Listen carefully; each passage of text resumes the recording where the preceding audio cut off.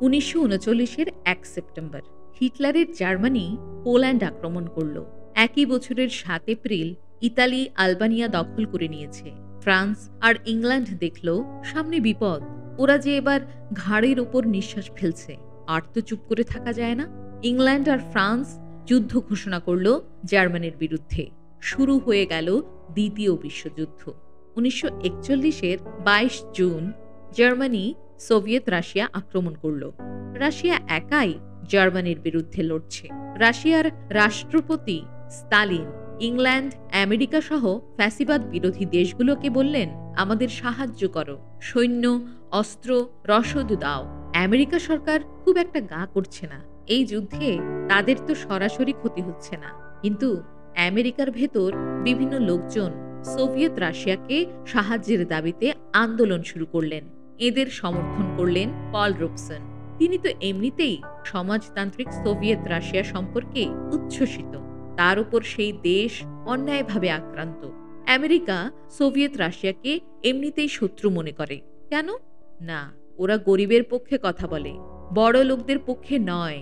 আর America বড় লোকদেরই পক্ষে, তারাই দেশ চালায়। অতএব সোভিয়েত রাশিয়া চিরশত্রু।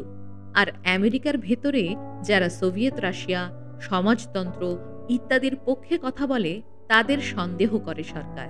জার্মানি সোভিয়েত রাশিয়ার যুদ্ধে যদি চিরশত্রু রাশিয়া ধ্বংস হয় সে তো ভালোই, কিন্তু সে বছরই একটা গোলমাল হয়ে গেল। 1941-এর 7 ডিসেম্বর ইতালি জার্মানির নতুন ফ্যাসিবাদী বন্ধু জাপান আমেরিকার পার্ল হারবারে হঠাৎ বোমা ফেলে বসল। আমেরিকা দেখল আর চুপ করে থাকা যায় না। তারাও এই ফ্যাসিবাদীদের বিরুদ্ধে যুদ্ধ ঘোষণা করে দিল। যুদ্ধ মানে সৈন্য সামন্ত চাই। আমেরিকার সেনাবাহিনীতে প্রচুর কালো চামড়ার লোকজন আছে। পল রোবসনের ডাক পড়ল, কি করতে হবে?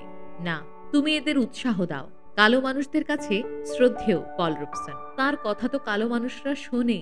ফ্যাসিবাদ সারা পৃথিবীর সংকট। হিটলার মুসলিনীদের জয় মানে সাদা কালো নির্বিশেষে সকলের দাসত্বে বাঁধা পড়া। তাছাড়া আমেরিকা তো শুধু সাদা চামড়ার মানুষের দেশ নয়, আমেরিকা কালো মানুষদেরও নিজের দেশ। সেই দেশ আজ বিপন্ন। পল রোবসন ফ্যাসিবাদের বিরুদ্ধে যুদ্ধের পক্ষে নানা জায়গায় বক্তৃতা দিচ্ছেন, সৈনিকদের মনোবল বাড়াতে গান করছেন। এর সঙ্গে চলছে সোভিয়েত রাশিয়াকে এই যুদ্ধে সাহায্য করার জন্য জনমত তৈরি, শ্রমিকদের দাবি দাওয়া নিয়ে আন্দোলন করা, শ্রমিক সমাবেশে ভাষণ, গান আর অভিনয় তো চলছেই। তবে এখনো কিন্তু আমেরিকায় কালো মানুষদের সমান চোখে দেখা হয় না। সান ফ্রান্সিসকোয় একটা নামি দামি হোটেলে গেছেন পল, কিন্তু তাঁর মতো পৃথিবী বিখ্যাত মানুষকেও খাবার দিতে রাজি নয় তারা। কেন? ওর গায়ের রং কালো। এসব ঘটনা মাঝে মাঝেই ঘটছে। পল প্রতিবাদ করেন, কোথাও এর বিরুদ্ধে মামলা করছেন, কোথাও চিঠি লিখছেন, বক্তৃতায় বলছেন 1945-এ দ্বিতীয় বিশ্বযুদ্ধ শেষ হয়ে গেল। জার্মানি, ইতালি আগেই পরাজিত। জাপানও আত্মসমর্পণ করল। কেননা 6 আর 9 অগস্ট দুদিন জাপানের হিরোশিমা আর নাগাসাকিতে নিরীহ মানুষের ওপর আমেরিকা পৃথিবীতে প্রথম পরমাণু বোমা ফেলল। বহু বহু মানুষ মারা গেলেন। চিরকালের মতো পঙ্গু হয়ে গেলেন আরো বহু মানুষ। আমেরিকার এই অমানবিকতায় পৃথিবী স্তব্ধ হয়ে গেল। আবার এক নতুন দম বন্ধ করা অবস্থা তৈরি হলো। পৃথিবী দুভাগে ভাগ হয়ে গেল। একদিকে থাকলো পরমাণু যুদ্ধবাজ আমেরিকা, ইংল্যান্ড আর তাদের অনুগামী দেশ। অন্যদিকে সোভিয়েত রাশিয়া। আমেরিকার ভেতরে সোভিয়েত রাশিয়ার সমর্থকদের হেনস্থা করা শুরু হলো। যারা চান না সমাজে গরিবদের শোষণ করে বড় লোকরা আরো বড় লোক হোক, যারা সমাজে সাম্য চান, অর্থাৎ মনে করেন গরিব বা ধনী বলে কেউ থাকবে না, সকলের সমান অধিকার থাকবে, তাদের কমিউনিস্ট বলে। এই কমিউনিস্টরাই তাদের দেশ সোভিয়েত রাশিয়া শাসন করে। আমেরিকা এই ভাবনার একেবারে বিরুদ্ধে। অতএব কমিউনিস্টরা আমেরিকার শত্রু। আন আমেরিকান অ্যাক্টিভিটিস বিষয়ক একটা কমিটি তৈরি করলো আমেরিকা সরকার। এই কমিটির কাজ হবে কারা আমেরিকা বিরোধী কাজকর্মে জড়িয়ে আছে তাদের খুঁজে বার করা। আসল উদ্দেশ্য কারা কমিউনিস্ট তাদের খুঁজে বের করে হেনস্থা করা। শুরু হলো ধরপাকড়। বলা হলো, তোমরা সব আমেরিকা বিরোধী, দেশের শত্রু। পল রোবসনের পেছনে অনেকদিন ধরেই গোয়েন্দারা লেগেই ছিল। তার উপর তিনি সোভিয়েত রাশিয়া গেছেন কয়েকবার। প্রকাশ্যেই সেই দেশের প্রশংসা করেন, সেই দেশের সমাজ ব্যবস্থার প্রশংসা করেন। কমিউনিস্টদের সঙ্গে তাঁর ওঠা বসা, তাঁদের কাজকর্ম সমর্থন করেন। তাছাড়া এই লোকটা বড় লোকদের পক্ষে নন, সবসময় গরিব খেটে খাওয়া মানুষদের পক্ষে, সে কালো বা সাদা চামড়ার যেই হোক না কেন। লোকটা খুব সন্দেহজনক। ডাকো পল রবসনকে 1946 সালের 7 অক্টোবর ক্যালিফোর্নিয়ায় আন আমেরিকান অ্যাক্টিভিটিস বিষয়ক কমিটি ডেকে পাঠালো তাঁকে। শুরু হলো জেরা। আপনি কি কমিউনিস্ট পার্টির সদস্য? জানতে চাইলেন ওরা। তিনি বললেন, না, তবে আমি কমিউনিস্টদের কাজের প্রশংসা করি। কমিটির লোকজনকে সেদিন পরিষ্কার জানিয়ে দিলেন তিনি গণতন্ত্রের পক্ষে, ফ্যাসিবাদের বিরুদ্ধে। তাকে বলা হলো, তাহলে শপথ নাও তুমি কমিউনিস্ট পার্টির সদস্য নও। তিনি তাই নিলেন। সত্যি তিনি তো তা নন। শপথ নিতে অসুবিধে কি? জেরার পর পল রবসন তো চলে এলেন, কিন্তু আমেরিকা সরকার আর তাদের গোয়েন্দা বাহিনীর সন্দেহ দূর হলো না। আর রবসনও বুঝলেন আমেরিকা যে গণতন্ত্রের কথা বলে, মানুষের স্বাধীনতার যে কথা বলে, তা শুধু কথার কথা ছাড়া আর কিছু নয়। অন্যরকম ভাবনার মানুষকে এরা শত্রু বলে মনে করে। 1947 মার্চ আমেরিকার সল্ট লেক সিটির উটা বিশ্ববিদ্যালয়ে গান করছেন পল রবসন। শ্রোতাদের মধ্যে আছেন প্রচুর শ্রমিক আর বিশ্ববিদ্যালয়ের লোকজন। এই অঞ্চলেই একটা কারাগার আছে, উটা কারাগার, আর আছে তামা খনি। সেই খনিরই এক শ্রমিক ছিলেন জো হিল। শ্রমিকদের ওপর নানা অবিচারের বিরুদ্ধে তিনি আন্দোলন করেন। উটা কারাগারে তাকে ফাঁসি দেওয়া হয় অন্যায়ভাবে। 20 বছর আগে পল রবসনের একটি প্রিয় গান জো হিলকে নিয়ে, আর্ল রবিনসনের লেখা, সেই গান আজ তিনি গাইছেন।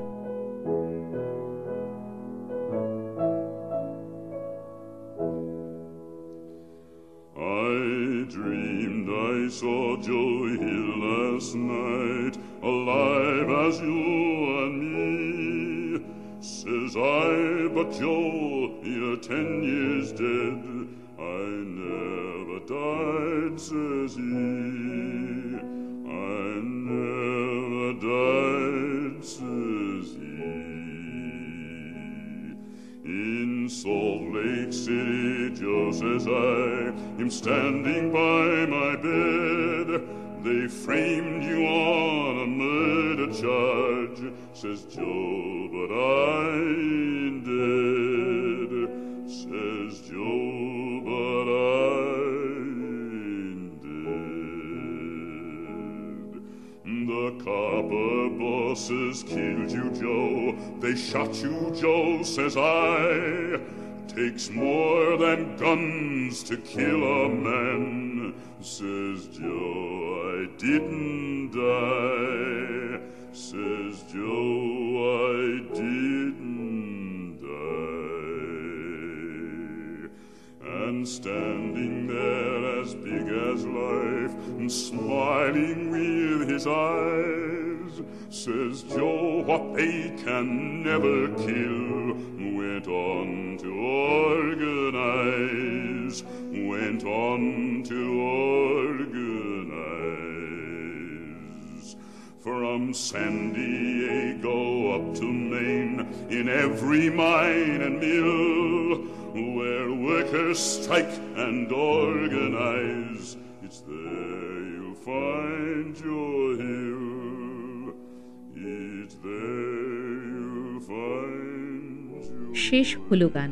উচ্ছ্বসিত শ্রোতাদের হাততালি থামতে চায় না। পল রবসন তাঁদের থামতে বললেন। আজ তার যে কিছু বলার আছে, ঘোষণা করলেন এবার শুধু শ্রমিক আর কলেজের প্রতিবাদী বন্ধুদের জন্যই গান গাইবেন। যেখানে তিনি তাঁর খুশি মতো গান গাইতে পারেন সেখানে। পল রবসনের জনপ্রিয়তা আমেরিকা সরকারের কর্তাদের চিন্তায় ফেলে দিল। শুরু হলো তাঁর গানের অনুষ্ঠানে বাধা দেবার পরিকল্পনা। আর একই সঙ্গে চলতে লাগলো কালো মানুষদের নানাভাবে হেনস্থা করা। মাঝে মাঝে এখানে ওখানে লিঞ্চিং হয়, কালো মানুষকে অকারণে পুড়িয়ে মারা হয়। এটা করে সাদাদের একটা অংশ। সরকারের গানে পল রবসন তাঁদের বলেন, যারা এটা করছে গ্রেপ্তার করুন। সরকার মোটামুটি চুপচাপ, বরং উল্টে পুলিশ গিয়ে নিরীহ কালোদেরই ওপর অত্যাচার করে। পল এর বিরুদ্ধে বক্তৃতা করতে লাগলেন। সরকার আর কালো চামড়া বিদ্বেষী লোকজনও তাঁর বিরুদ্ধে প্রচার করতে লাগলেন। লাগলো। 1949 সাল 27 অগস্ট আমেরিকার পিক স্কিলে গান করবেন পল রবসন। বিখ্যাত সাহিত্যিক হাওয়ার্ড ফার্স্ট অনুষ্ঠানের সভাপতি। তিনি বেশ কিছুক্ষণ আগেই চলে এসেছেন। মঞ্চের কাছাকাছি ছড়িয়ে ছিটিয়ে বসে আছেন অনেকে। উদ্যোক্তাদের দেখা নেই। একে ওকে জিজ্ঞেস করেন, কি ব্যাপার? একটি ছেলে এসে খবর দিল গোলমাল হচ্ছে। কি গোলমাল? কিছু গুন্ডা রাস্তায় জড়ো হয়ে মারধর শুরু করেছে, গাড়ি ভাঙচুর করছে, এখানে আসতে দিচ্ছে না। হাওয়ার্ড ফার্স্ট আর অন্যরা ব্যাপারটা কি দেখতে গেলেন। ওদের ওপর ঝাঁপিয়ে পড়ল সাদা চামড়ার গুন্ডারা। তাদের হাতে লাঠি, ছুরি, ভাঙা বোতল। শুরু হলো মারামারি, রক্তারক্তি কাণ্ড। একেবারে সংখ্যায় ওরা বেশি, তবু ওরা একসময় পালালো। পুলিশ নেই, এদের চিকিৎসার কোনো ব্যবস্থা নেই। অন্ধকার নেমে এসেছে। মঞ্চে তখনও আলো জ্বলছে, জেনারেটরের আলো। হাওয়ার্ড ফার্স্ট সহ সকলেই প্রায় রক্তাক্ত, অবসন্ন, তবু সকলে একসঙ্গে গান গাইতে শুরু করলেন। হঠাৎ মঞ্চের আলো নিভে গেল। জেনারেটরের তার ছেড়ে দেওয়া হয়েছে। নিঝুম অন্ধকার চারদিকে। এই সুযোগে ঝাঁপিয়ে পড়ল পালিয়ে যাওয়া গুন্ডারা। চেয়ার টেবিল ভাঙচুর শুরু করলো। মঞ্চের পাশে কিছু বই ছিল বিক্রির জন্য। শুরু হলো সেসব পোড়ানো, যেভাবে পুড়িয়েছিল হিটলারের বাহিনী। এই ঘটনায় ক্ষোভে ফেটে পড়লেন বহু মানুষ, বিশেষত কালো মানুষরা। ঠিক হলো 4 সেপ্টেম্বর আবার পিক স্কিলেই পল রবসন গান গাইবেন। শুরু হলো সেই অনুষ্ঠান। প্রায় 30,000 শ্রোতা। পল রবসন, পিট সিগার গান গাইলেন। মঞ্চকে ঘিরে আছেন প্রচুর মানুষ, যাতে সাদা চামড়ার গুন্ডাদের হামলা হলেই ঠেকানো যায়। ভয় ছিল পল রবসনকে মেরে ফেলা হবে। মঞ্চের ওপরেই তাকে ঘিরে রাখা হলো, যাতে গুলি চালালে সরাসরি তার গায়ে না লাগে। অনুষ্ঠান অবশ্য শেষ হলো ভালোই ভালোই, কিন্তু ফেরার পথে গুন্ডারা ঝাঁপিয়ে পড়ল নিরীহ শ্রোতা দর্শকদের ওপর। শুরু হলো আবার মারামারি। পুলিশ চুপচাপ দাঁড়িয়ে রইল। প্রচুর লোকজন আহত হলেন। এই ঘটনার পরে সরকার বলল কমিউনিস্টরাই দাঙ্গা বাঁধিয়েছে, তাদের ওপর সব দোষ চাপিয়ে দেওয়া হলো। শুরু হলো কমিউনিস্টদের ধরপাকড়। কৃষ্ণাঙ্গ বিদ্বেষী সাদা চামড়ার গুন্ডাদের কোনো দোষ দেখতে পেল না সরকার, যারা আসলে দাঙ্গাটা পরিকল্পনা করে বাঁধিয়েছে। পল রবসন বললেন, এটা ফ্যাসিবাদীদেরই আক্রমণ। হিটলার যেমন জার্মানিতে ইহুদিদের ওপর অত্যাচার করেছে, তেমনি আমেরিকাতেও কালো মানুষদের ওপর ওই একই জিনিস চলছে। আর এই বর্বরতার প্রত্যক্ষ অভিজ্ঞতা হয়েছিল যার, সেই হাওয়ার্ড ফার্স্ট লিখলেন দীর্ঘ এক দলিল, পিক স্কিল, USA। সেখানে তিনি লিখলেন, এমনই অবিশ্বাস্য সেই ঘটনা যে আজও তাকে এক ভয়ঙ্কর দুঃস্বপ্ন বলে মনে হয়। লিখলেন, মার্কিন ফ্যাসিবাদীরা পল রবসনকে সেদিন মেরে ফেলতে চেয়েছিল, কিন্তু ওরা জানতো না যে পল রবসনের মতো মানুষেরা কখনো মরেন না। আমেরিকার সমস্ত প্রেক্ষাগৃহই অবশ্য এরপর থেকে পল রবসনের কাছে রুদ্ধ হয়ে গেল। আর 1950 সালে তার পাসপোর্ট কেড়ে নেওয়া হলো। তিনি বিদেশেও যেতে পারবেন না। কেন? সরকার জানিয়ে দিল ওর বিদেশে যাওয়া দেশের পক্ষে ক্ষতিকর। সরকারের বিরুদ্ধে মামলা করলেন তিনি, কিন্তু কাজের কাজ কিছু হচ্ছে না। পরমাণু শক্তিধর আমেরিকা বেশ কিছুদিন ধরেই অন্যান্য দেশের ব্যাপারে বেশি বেশি করে নাক গলাতে শুরু করেছে। এক দেশের বিরুদ্ধে অন্য দেশের যুদ্ধ লাগিয়ে দিচ্ছে। একটা গোষ্ঠীকে আরেকটা গোষ্ঠীর বিরুদ্ধে যুদ্ধে নামিয়ে দিচ্ছে। অস্ত্র শস্ত্র বিক্রি করছে তাদের। যুদ্ধ বাঁধিয়ে না দিলে অস্ত্র কিনবে কে? আর অস্ত্র বিক্রি হলে আমেরিকারই তো লাভ। কিন্তু অনেক আমেরিকান এটা অন্যায় বলে মনে করছেন। দেশের ভেতরে এজন্য আমেরিকা সরকার নানা রকম 21 আইন জারি করে বিক্ষোভ সামলাচ্ছে, রটিয়ে দিচ্ছে। আসলে এরা দেশ বিরোধী, দেশের শত্রু। পল রবসন আমেরিকার 20 নজরে এখন। তিনিও ভয় পান না। সভা সমিতিতে আমেরিকা সরকারের সমালোচনা করছেন। যুদ্ধবাজ আমেরিকা, কালো মানুষদের উপর অত্যাচারী আমেরিকার বিরুদ্ধে সরকারি কর্তারা বসে থাকলেন না। পল রবসনের সভা সমিতি গানের অনুষ্ঠানের ওপর বিধি নিষেধ চলতে লাগলো। রেকর্ড কোম্পানিগুলোর ওপর চাপ দিল, তারা যেন পল রবসনের গানের রেকর্ড না করে। মঞ্চ পাওয়া যায় না গান গাইবার জন্য। রেকর্ড কোম্পানি নেই। দেশের ভেতর তাকে একেবারে জালে আটকে দেওয়া হয়েছে যেন। এর ভেতর কানাডা আমেরিকা সীমান্তে একটা অনুষ্ঠানে গান করলেন পল। প্রায় 40,000 শ্রোতা। পাসপোর্টের জন্য সরকারের কাছে আবেদন করেন। সাড়া শব্দ নেই। 1955 সালে তাকে বলা হলো তিনি কমিউনিস্ট নন, কখনো হবেন না। এই শপথ নিলে তাকে পাসপোর্ট দেওয়া হবে। তিনি কেন এসব লিখতে যাবেন? কমিউনিস্ট হওয়া কি অপরাধের? এই শর্তে তিনি পাসপোর্ট নিতে রাজি হলেন না। এদিকে পৃথিবীর বহু প্রান্ত থেকে তাকে আমন্ত্রণ করা হয়। তিনি যাবেন কি করে? তার এই পাসপোর্ট কেড়ে নেওয়াটা দেশে বিদেশে অনেকেই অন্যায় মনে করলেন। সরকারের কাছে তাঁরাও আবেদন করছেন, পল রবসনকে পাসপোর্ট ফেরত দিন। তাঁদের ভেতর আছেন পৃথিবী বিখ্যাত লেখক, অভিনেতা, বিজ্ঞানীরাও। বিশ্ববরেণ্য বিজ্ঞানী আইনস্টাইনের নেতৃত্বে প্রতিবাদের ঝড় উঠল পাসপোর্ট নিয়ে আমেরিকার এই গা জোয়ারির বিরুদ্ধে। প্রতিবাদ জানালেন পৃথিবীর নানা দেশের বিখ্যাত 34 জন বিজ্ঞানী। কেউ কেউ আমেরিকায় আসতে চাইছেন, আসতে দেওয়া হচ্ছে না। মানুষের স্বাধীনতা কেড়ে নেওয়া হচ্ছে, চলাফেরার স্বাধীনতা, চিন্তা করার স্বাধীনতা।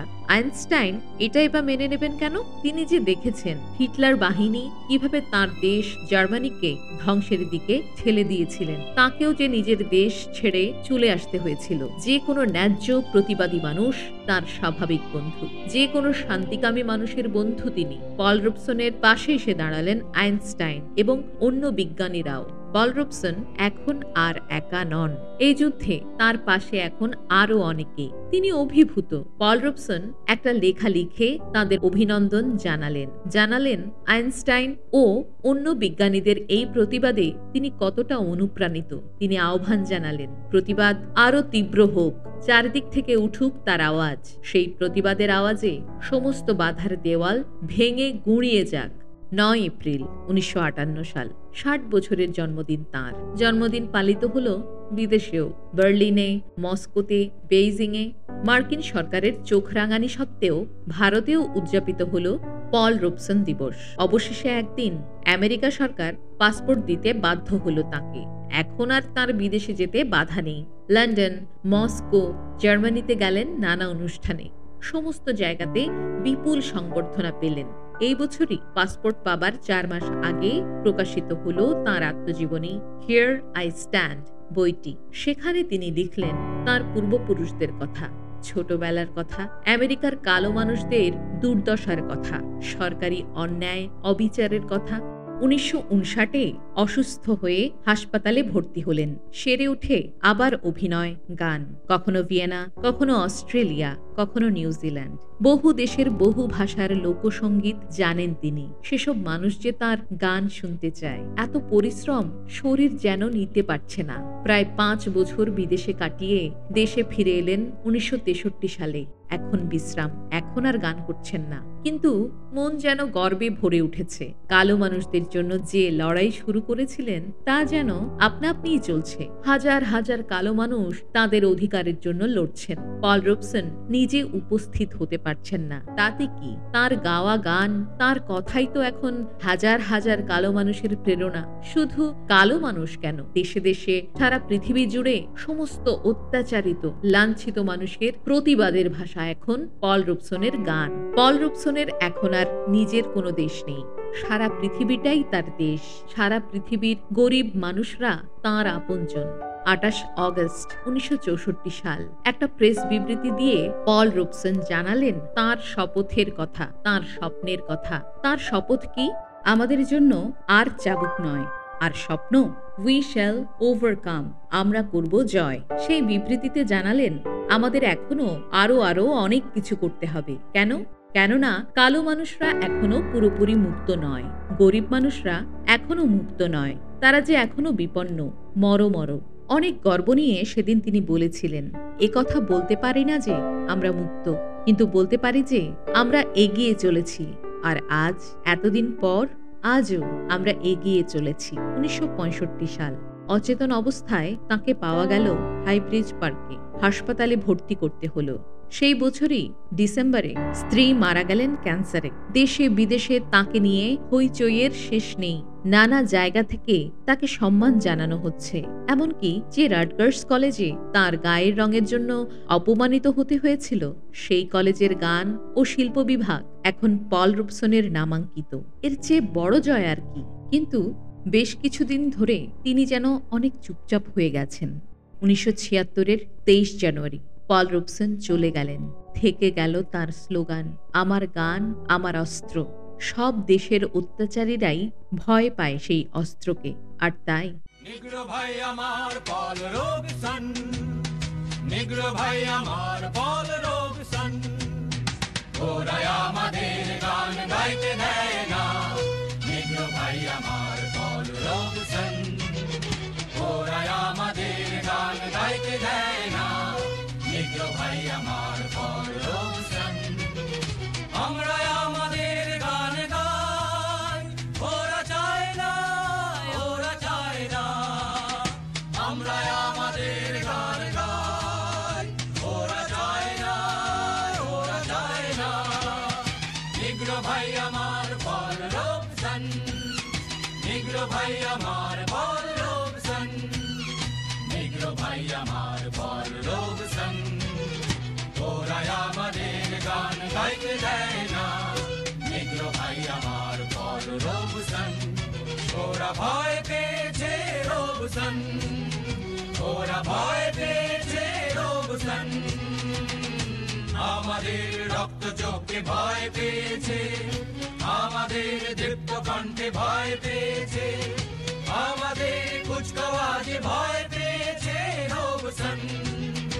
ওরা বিপ্লবের ডম্বরুতে ভয় পেয়েছে রবসন। নিগ্রো ভাই আমার পল রবসন, ওরা আমাদের গান গাইতে দেয় না। নিগ্রো ভাই আমার পল রবসন।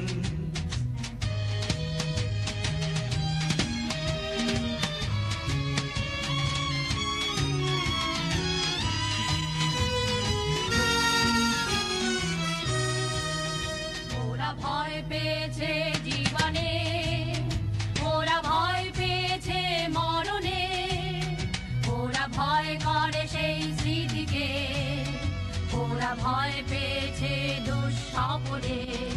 ওরা ভয় পেয়েছে জীবনে, ওরা ভয় পেয়েছে মরণে, ওরা ভয় করে সেই স্মৃতিকে, ওরা ভয় পেয়েছে দুঃস্বপ্নে। ওরা ভয় পেয়েছে রবসন, ওরা ভয় পেয়েছে রবসন। জনতার কলোচ্ছ্বাসে ভয় পেয়েছে, একতার তীব্রতায় ভয় পেয়েছে, হিম্মতের শক্তিতে ভয় পেয়েছে রবসন। ওরা সংহারের মূর্তি দেখে ভয় পেয়েছে রবসন। নিগ্রো ভাই আমার পল রবসন, ওরা আমাদের গান গাইতে দেয় না। নিগ্রো ভাই আমার পল রবসন, নিগ্রো ভাই আমার পল রবসন, নিগ্রো ভাই আমার পল রবসন, নিগ্রো ভাই আমার পল রবসন, নিগ্রো ভাই আমার পল